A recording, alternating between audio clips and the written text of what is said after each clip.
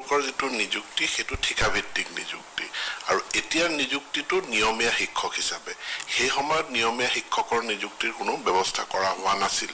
ঠিকাভিত্তিকে কৰা হৈছিল এটাকে ঠিকাভিত্তিক হিচাপে তেওঁলোকে চাকৰি নিযুক্ত হ'ল পৰৱৰ্তী পৰ্যায়ত ঠিকাৰ ম্যাদটো বঢ়াই 60 বছৰ তেওঁলোকৰ বয়সলৈকে কৰা হ'ল গতিকে এতিয়াও ঠিকাভিত্তিক ম্যাদটো খালি 60 বছৰ বয়সলৈকে কিন্তু তেওঁলোক নিয়মীয়া শিক্ষক নহয় তো একাংশ শিক্ষকে দাবী কৰি আছে নিয়মীয়াকৰণৰ এটাই উপায় আছে সেইটো হল নিয়মীয়া পদৰ কাৰণে বিজ্ঞপ্তি এতিয়া অসম চৰকাৰে ৩৫,০০০ শিক্ষকৰ পদ অভিজ্ঞ শিক্ষক যাৰ এক্সপেৰিয়েন্স আছে ইয়াত নতুন শিক্ষকে আবেদন কৰিব নোৱাৰে নতুনকৈ কোনো আবেদন কৰিব নোৱাৰে গতিকে যাৰ অভিজ্ঞতা আছে সমগ্ৰ শিক্ষাত শিক্ষকতা কৰাৰ এনে শিক্ষকে এই ৩৫,০০০ চাকৰিৰ বিপৰীতে আবেদন কৰিব পাৰিব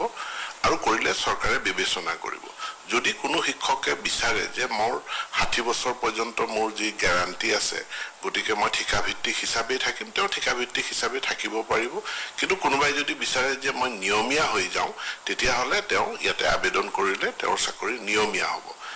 নিয়মীয়া হলে বেনিফিট এইটোই যে তেওঁলোকে ফ্যামিলি পেনশন পাব আৰু ঠিকাভিত্তিক হৈ থাকিলে তেওঁলোকে ওয়ান টাইম যেটো গ্ৰেচুইটি কৰবাত কিবা দুৰ্ঘটনা হলে তেওঁলোকে টকা 5 লাখ টকাৰ এটা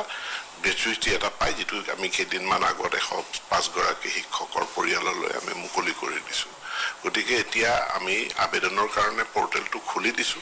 আৰু মই সকলোকে অনুৰোধ জনাইছো সুযোগটো লবৰ কাৰণে কিন্তু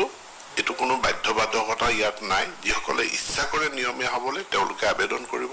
যিসকলে ঠিকাভিত্তিক হৈ থাকিব বিচাৰে তেওঁলোকে আবেদন নকৰিলে হ'ব চৰকাৰী প্ৰক্ৰিয়া কেনেকৈ চলে এইবিলাকৰ ভিতৰত তেওঁলোক সোমাব নালাগে কিন্তু আমি কেবিনেট সিদ্ধান্ত হৈ বিত্ত বিভাগে ৩৫,০০০ পোষ্ট ক্ৰিয়েট কৰি দিছে ফৰ স্পেশাল ৰিক্ৰুটমেন্ট ড্ৰাইভ আৰু যেতিয়ালৈকে এই পদখিনি থাকিব স্পেশাল ৰিক্ৰুটমেন্ট তেওঁলোকৰ কাৰণে যেটো অভিজ্ঞ শিক্ষক বুলি কৈছো তেওঁলোকে আবেদন কৰিব পাৰিব যেতিয়া বিজ্ঞাপন ওলাব সাহসী আৰু শক্তিশালী যুৱকে আজি অসম পুলিচত নিযুক্তিৰ বাবে প্ৰযত্ন কৰি আছে অহা অক্টোবৰ মাহত অসম পুলিচৰ নিযুক্তিৰ প্ৰক্ৰিয়া আৰম্ভ হ'ব আৰু 10 মে তাৰিখে আমি এই নতুন নিযুক্তিৰ প্ৰক্ৰিয়া আমি সমাপন কৰিম তাৰ লগে লগে মই ইতিমধ্যে বনমন্ত্ৰী চন্দ্ৰমোহন পাটোৱাৰী ডাঙৰীয়াক কৈছো যে আজি আমি 940 গৰাকী